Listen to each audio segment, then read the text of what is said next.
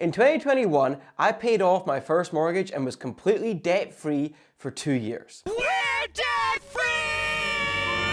Looking back now at the Vanguard All-World ETF, I could have made an 18% return on that money. So do I regret the decision to pay off my mortgage and be completely debt-free? Not at all. So if you're looking for the short version of the video, that's it. And if you got value, please do consider hitting the like button. But if you want to stick around to find out why I made that decision and why I still think it was the right thing to do today, then grab a drink and let's get into it. So what you have to remember is that back in 2019, if you've watched my biggest mistake video, and if you haven't, you should go back and watch it after this one, I lost £8,000 when my peer-to-peer lending investment went into administration. So between 2019 and 2021, I wasn't really in the mindset to be investing in the market or anything else that seemed risky. Towards the end of 2019, when I'm looking for somewhere new to put my money, I want low risk and I want the highest interest rate of return I can get. And then something big happened in the world and the interest rate for the Bank of England went down to 0.1%. And as a result, a lot of the big banks, even on a 1-year fixed term ISA, meaning I cannot take the money out, were only offering a maximum of 0.5% interest. And my mortgage was charging me 3.4% interest per year. So if we consider the spread of 3.4% and 0.5%, we get a negative 2.9% interest that I'd be paying to the bank on my mortgage that I wouldn't be making on my savings in an ISA. And so as a result, any money I had, I started overpaying the mortgage. And quite quickly, I found I was able to pay it off by 2021. So if we consider my risk tolerance and emotional state at the end of 2019, and the fact that the interest rates in the Bank of England had crashed to 0.1%, mathematically it made sense for me to pay off my mortgage at that time. The second benefit to me of paying off my mortgage early was that I just slept better.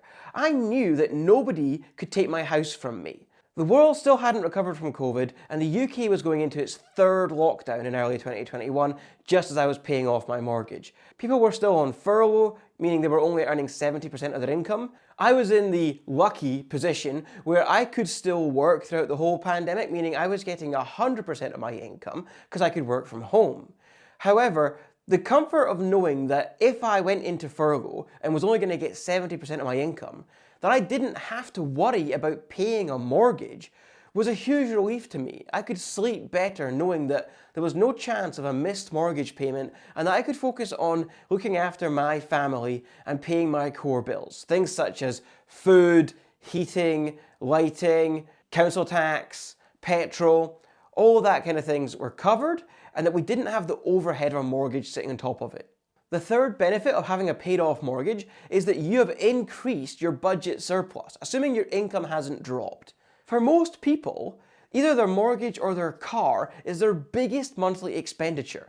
So imagine if you didn't have to pay your mortgage, the surplus you would have in your budget to then be able to invest or support friends and family or be charitable. That is a huge benefit that you can only get if you have a paid off mortgage. I knew at some point I was going to have to get a bigger house. I was planning to get married and we wanted to have kids. Well, if I look at the Vanguard All World ETF, the performance between 2021 and 2022 was a minus 18%.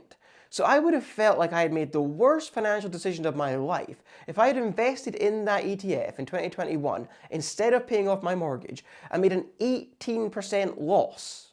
Now, admittedly, if I had invested in 2021, ridden out that storm in 2022 and let it run through till today, the money would be looking at about an 18% return on paper if I sold it today. And if I had made that investment knowing what I know today about personal finance, I would have done it through a stocks and shares ISA, meaning that full 18% return if I sold the stock and then took the money out would be completely tax-free because it's protected by the ISA wrapper.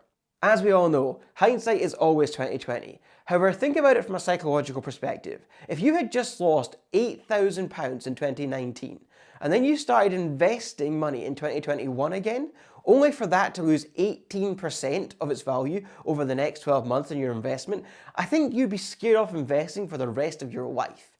So for me, knowing that I had the paid off mortgage and I had saved that 2.9% spread, put me in a much better position so that when my risk tolerance had recovered and I had done a lot more research, I could invest in the market knowing that I could weather the storm and only have to sell when the price was right for me. We don't know when the next recession is coming or what other factors might impact the world over the next few years. So knowing that you can be invested for the long term whilst having security at home and not worrying about paying your everyday bills, for me, there's nothing more valuable than that peace of mind. And for all those reasons, that's why I do not regret paying off my mortgage early. If this video gave you value, please do consider hitting the like button down below and subscribing to help our engagement. It really does help. The next video you should watch is the one I referenced on my biggest financial mistake. Go and find out how I lost £8,000 on a high risk, high yield peer-to-peer lending investment. Thanks for watching, and I'll catch you in the next one.